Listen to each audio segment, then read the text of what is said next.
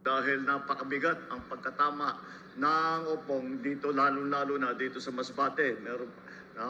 Marami pa tayong ginagawa doon sa nakaraan ng bagyo. Hindi pa tayo tapos doon sa nakaraan ng bagyo. Tinamaan na tayo ng panibagong bagyo.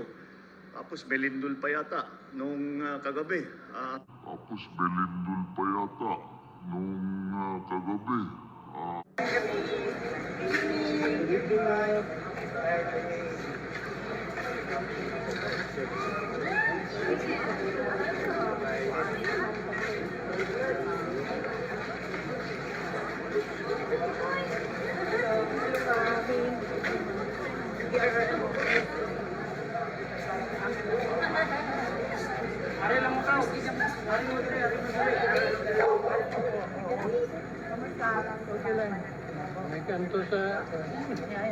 Dahil napakabigat ang pagkatama ng Opong dito, lalo-lalo na dito sa Masbate.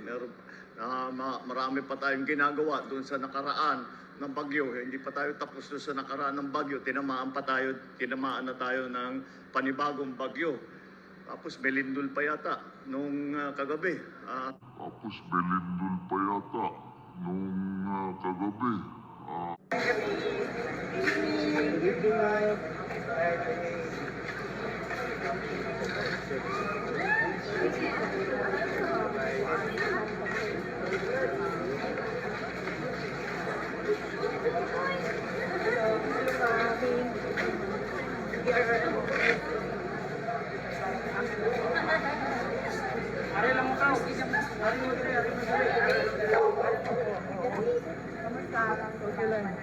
May kanto sa